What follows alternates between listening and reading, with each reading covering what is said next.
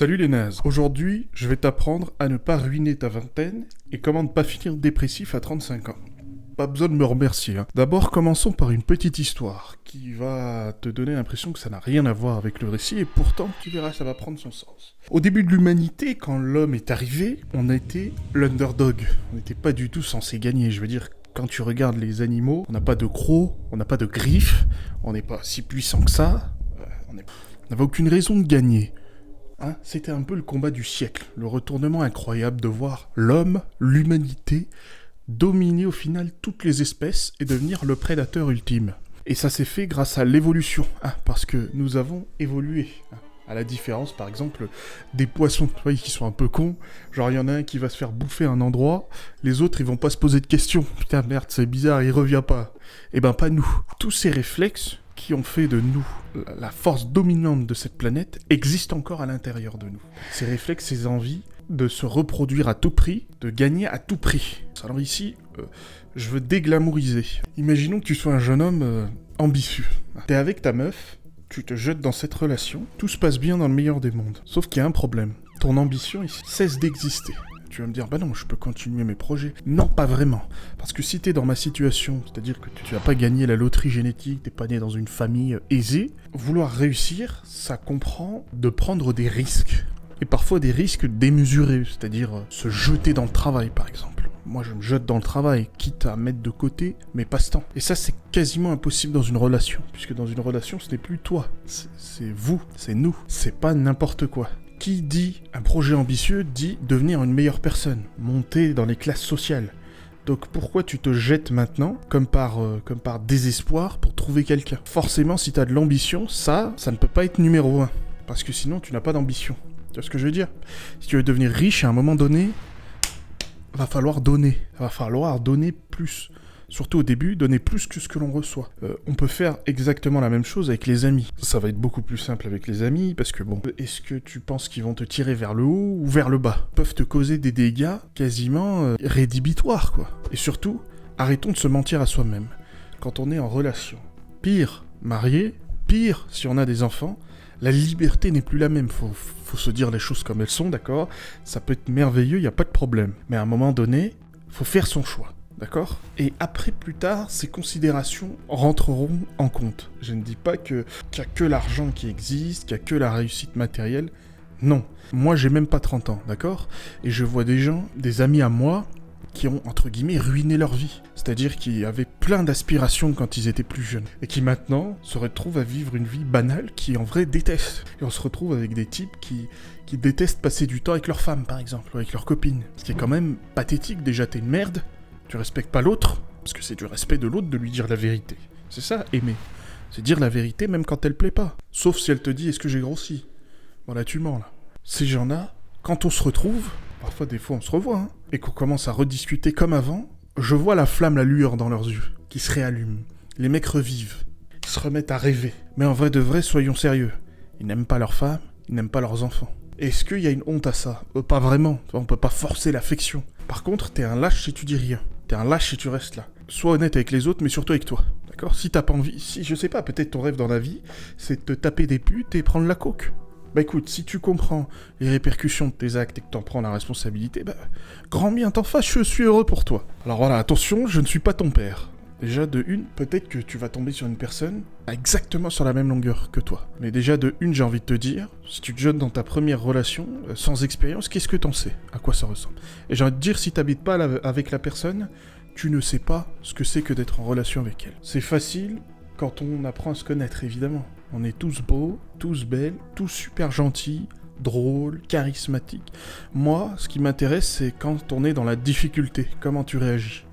Quand on s'embrouille, il y a des petites disputes, quand on n'est pas d'accord, comment tu réagis ? Et aussi, on veut détruire un mythe qui est le soulmate, quoi, l'âme sœur, comme on dit en français. Ça n'existe pas. Parce que il n'y a pas une seule personne sur cette planète qui te plaît. Il y en a des millions, d'accord ? C'est comme dire, moi j'aime que les femmes asiatiques. Je sais pas. J'y crois très peu, d'accord ? Moi, j'aime toutes les femmes, toutes les couleurs, d'accord ? Toutes les formes, pas de problème, ok ? Il n'y a pas de souci. Mais l'âme sœur, ça voudrait dire déjà qu'il n'y aurait qu'une seule personne, ce qui est statistiquement impossible, et surtout, ça fait flipper, parce que si ça marche pas, t'es baisé, quoi, et pas dans le bon sens. Mais surtout, l'arnaque du soulmate, ça voudrait dire que, pour les personnes... c'est mec, c'est incroyable.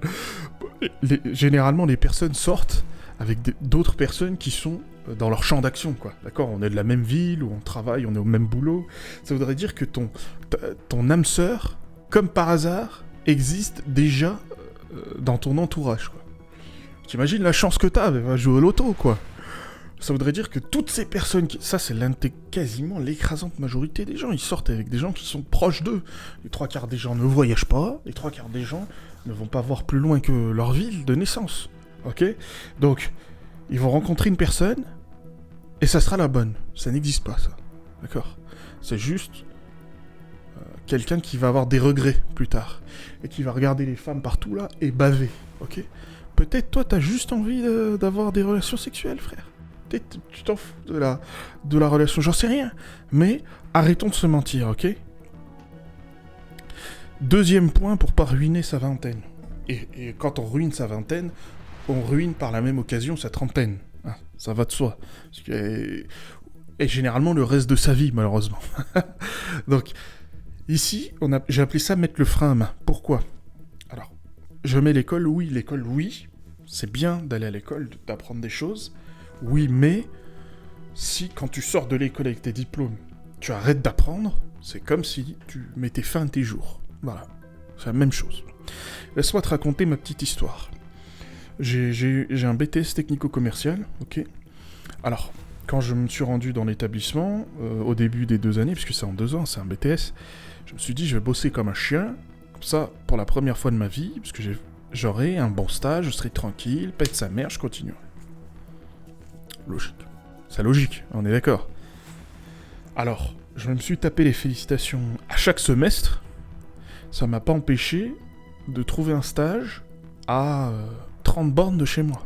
C'est-à-dire, je me levais à 4h30 pour aller à un parking qui était à plusieurs kilomètres de chez moi, pour que, j'ai de la chance en plus, un collègue du boulot passe par là, me récupère, et hop, on va à la boîte. Et ensuite, pour revenir, comme on finissait pas à la même heure, moi j'étais qu'à stagiaire, je rentrais en bus, je rentrais en bus, je prenais le tram, d'accord, un autre bus, et je crois encore un autre bus, donc on est à 4 étapes.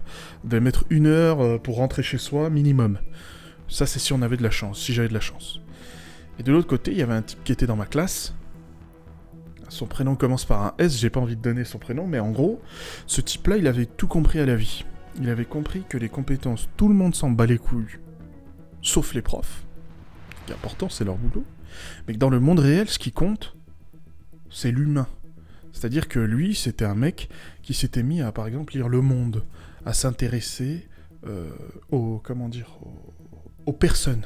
Et puis un jour, il est tombé sur son futur tuteur de stage qui lui-même était tombé en panne au bord de la route. Il l'a aidé sans se poser la question, d'accord ? Il savait même pas qui c'était, d'accord ? Et en discutant, ils avaient les mêmes passe-temps, d'accord ? Ils venaient des mêmes endroits, entre guillemets. Et c'est de cette manière-là qu'il a pu avoir son stage. Payé pour toutes les personnes qui ont fait des stages, vous savez très bien qu'on se fait jamais payer. La preuve, mon stage, je l'ai effectué dans l'entreprise que je t'ai dit, qui est située à 30 bornes de chez moi.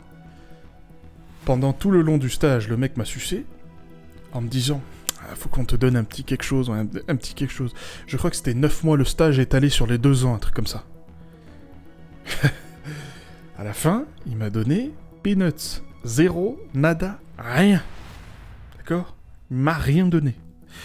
Pourtant, j'ai fait tous les trucs de merde en rapport avec le commerce, prospection froide, à dur, taper dans le dur comme on dit, c'est-à-dire t'ouvres l'annuaire et t'appelles les gens pour leur proposer, moi c'était de la rénovation énergétique.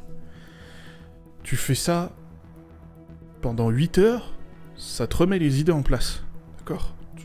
T'as pas besoin de mourir pour aller en enfer, t'y es déjà, d'accord ? Ok. C'est ça qui compte, c'est ça que tu dois apprendre. La psychologie humaine, la négociation, la persuasion, d'accord ? Là, c'est des choses dont je vais parler dans ma newsletter, lien dans la description. Mais surtout, sur le lien, quand tu cliqueras dessus, je te parle d'un métier que j'ai moi-même effectué et qui peut enfin te payer selon ton mérite. Mais surtout, dans la newsletter, quand j'aurai suffisamment de personnes, je te parlerai de ça, parce que moi, j'adore ces sujets. Je trouve que c'est incroyable et c'est passionnant de se dire que j'ai même pas besoin d'être compétent, entre guillemets. T'as compris, compétent dans le sens traditionnel. Alors, si t'arrêtes d'apprendre, tu te fais baiser. Alors celui-là, c'est un peu un truc de salopard qui revient sur le premier point dont je t'ai parlé. Des fois, certains doivent partir. Hein, car il est temps, c'est fini. Quand t'es un type ambitieux, parfois l'ennemi est à l'intérieur de ta tribu. D'accord ? T'es à l'intérieur de ta tribu. Et l'ennemi est parfois implicite. C'est pas un type qui va crier en te disant « Oh, tu pues la merde, tu vas jamais réussir à rien du tout, t'es une merde, tu vaux rien. » Non, c'est insidieux. C'est des gens qui, petit à petit, te mettent des mini-remarques en mode « Est-ce que tu vas y arriver ?» Et au début d'un projet, ton état mental, il est fragile. Le projet, il est fragile. Donc la moindre petite chose peut le casser. Quand t'as pris de l'élan et que t'as eu quelques réussites, ça va mieux, évidemment. Et surtout, j'aimerais revenir sur un truc qu'on dit qui est nous sommes la moyenne des 5 personnes qu'on côtoie le plus. Et ben je rajouterais qu'on est aussi la moyenne des 5 personnes dont on consomme le plus le contenu. Okay, c'est la même chose.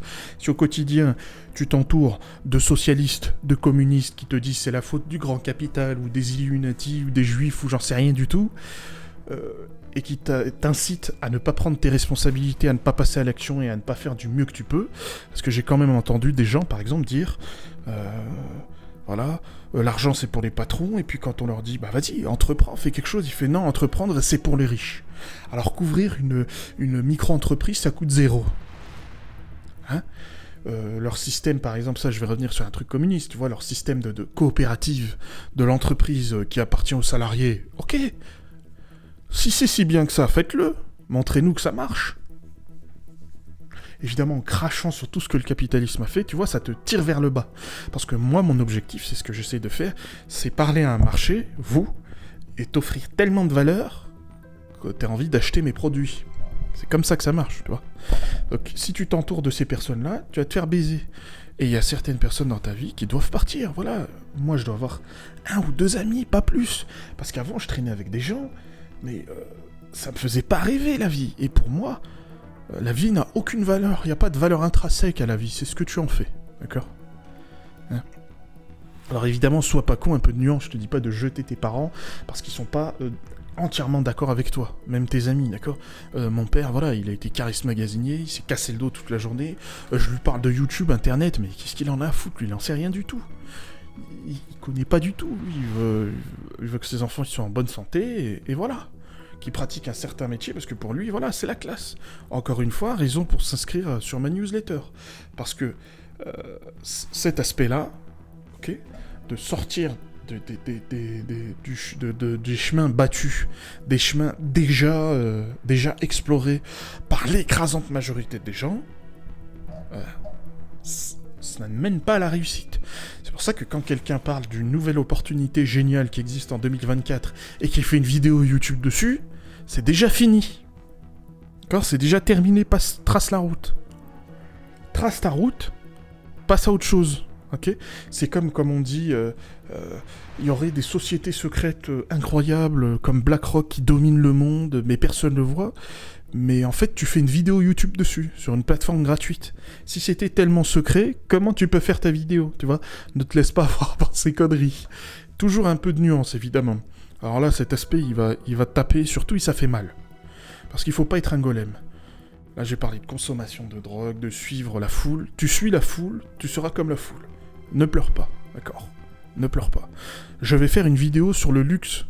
Et pourquoi le luxe ? C'est pour les pauvres. Et ça ne concerne pas les riches. Et comment les pauvres se tirent une balle dans le pied tout seuls. D'accord ? Alors, la drogue, les trucs, c'est stylé. Mais moi, qu'est-ce que je trouvais stylé là-dedans ? Bah, c'était que l'ambiance était débridée, donc c'était beaucoup plus simple d'avoir des relations sexuelles avec les filles, quoi. Moi, c'est surtout ça. Alors, c'est cette consommation qui t'amène à faire des choix de merde. Comme par exemple, le lifestyle inflation. Alors, l'inflation du style de vie. Pour nous les Français, c'est une personne qui, quand elle se met à gagner plus, bah je sais pas, elle est étudiante, et puis ensuite salarié, tu gagnes plus, hein, et ben son style de vie augmente en conséquence. Ça, c'est très souvent, c'est pas du pratique, hein, en mode t'habites sous le pont et donc là tu t'achètes un appartement, tu loues un appartement. Non, c'est souvent du paraître, du superficiel qui grignote ton potentiel pour le foutre là-dedans. Alors, point super important, il faut qu'il y ait des pigeons. Il faut qu'il y ait des pigeons dans la vie, il faut des nuls, il faut des nazes, des mecs qui prennent des crédits à la consommation, qui sont surendettés, qui se font déchirer par les huissiers. La seule chose qui compte, c'est qu'il faut pas que ce soit toi. Hein, je renvoie à la newsletter, c'est ces vidéos-là que je fais. Je sais que j'ai pas touché énormément de monde, mais tant mieux. Parce que ces gens-là, laisse-les pigeonner, d'accord ? Laisse-les faire leur truc. On verra dans quelques années qui est-ce qui va gagner. On verra qui est-ce qui sera assis sur son trône, tranquillou pilou. Qui est-ce qui, quand la maman ou le papa, ils vont demander « Ah, fils, tu peux pas m'aider ?» Ou non, ou même pas, quand tu vas voir tes parents, tu rentres les bras chargés de courses. Ça fait kiffer. Ça, c'est bien. Ça, c'est de l'accomplissement, je trouve. Après, chacun sa sensibilité. Mais surtout, tu hypothèques ton futur quand tu fais des trucs comme ça. Ça, la drogue, l'alcool, les trucs, c'est du bidon. Même si moi je te dis ça, et j'ai une addiction à la nourriture, mais j'essaye de me faire soigner. Donc, et en plus en ce moment je perds un peu de poids. Donc tu vois, il faut pas être un golem, surtout à ton âge. À ton âge, c'est super facile de se faire traîner là-dedans. D'accord ? Et encore un point super important, alors ça va être ultra subjectif, hein, mais quand t'es jeune et que tu rêves pas grand, ça me fait de la peine un peu. Je me dis, t'as la force de l'âge, et quand ton rêve c'est par exemple... vivre sur les intérêts composés quand tu vas investir une partie de ton salaire et que tu seras riche dans 40 ans, tu vois, ça me rend triste. Moi, c'est ce que je fais, je veux être riche quand je suis jeune. Pour en profiter, quand on est vieux, on peut pas en profiter, d'accord ? Alors évidemment, chacun a ses rêves, hein. Si tu viens de Somalie et que ton rêve c'est d'avoir une vie de cadre, bah bien sûr, c'est une dinguerie pour toi. Mais moi, je parle aux gens qui vivent dans des pays riches comme la France. Pas avoir ça, c'est de la tristesse. C'est s'abandonner. Moi aussi, je veux donner du rêve aussi. À travers ça. Je veux pas te laisser t'abandonner. Quel intérêt de vivre une vie banale ? Comme je te l'ai déjà dit, quand je vois mes amis qui revivent quand on se voit, waouh, c'est de la tristesse. Et ils ont même pas 30 ans, alors fais attention à toi. Allez, à plus.